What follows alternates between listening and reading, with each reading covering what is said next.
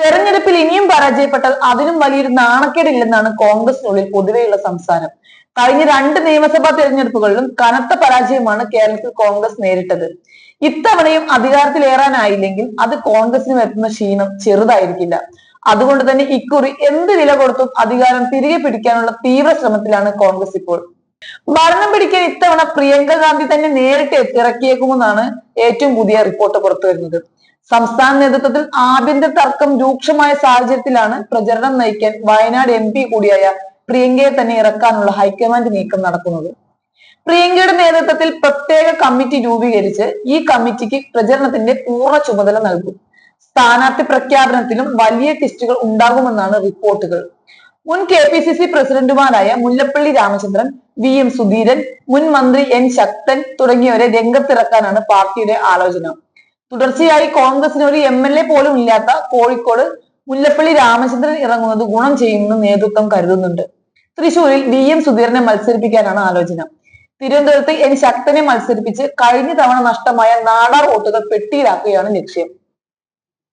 പൊതുസമ്മതരായ നേതാക്കളെയും പരീക്ഷിച്ചേക്കും. കേരളത്തിൽ പൊതുവെ BJP ആണ് കൂടുതൽ പൊതുസമ്മതരെ ഇറക്കാറുള്ളത്. എന്നാൽ ജയിക്കണമെങ്കിൽ 18 അടവ് പയറ്റേണ്ടി വരുമെന്നാണ് കോൺഗ്രസ് നേതൃത്വം പറയുന്നത്. ചില്ലറ ബുദ്ധിയൊന്നും പോരാ, അതിനൊന്നും സംസാരമുണ്ട്. അതേസമയം ഇത്രയൊക്കെ തയ്യാറെടുപ്പുകൾ നടത്തുമ്പോഴും പാർട്ടിക്കുള്ളിലെ തർക്കവും ഐക്യമില്ലായ്മയും നേതൃത്വത്തെ വലയ്ക്കുന്നുമുണ്ട്.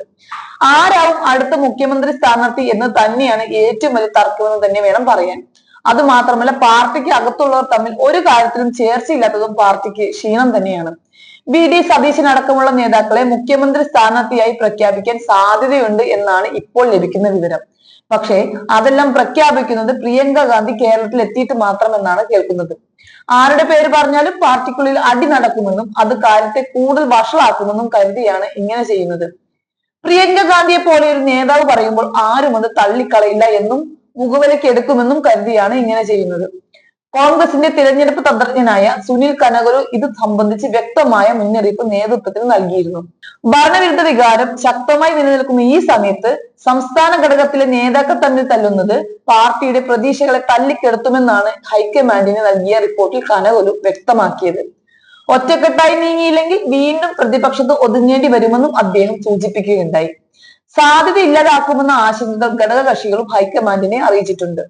സംസ്ഥാനത്തിന്റെ ചുമതലയുള്ള ദീപദാസ് മുൻഷിയുമായുള്ള കൂടിക്കാഴ്ചയിലാണ് നേതാക്കൾ ഈ ആശങ്ക പങ്കുവച്ചത്. എന്തു തന്നെയായാലും വരും നാളുകളിൽ അന്തരീക്ഷത്തിനേക്കാൾ ചൂട് കോൺഗ്രസിനുള്ളിൽ ആയിരിക്കുമെന്ന് തീർച്ചയാണ്. ഈ ചൂടിലും പുകയിലും പെട്ട് വെന്തുരുകാതെ എത്ര സ്ഥാനാർത്ഥികൾ രംഗത്തേക്ക് വരുമെന്ന് നമുക്ക് കാത്തിരുന്ന് കാണാം.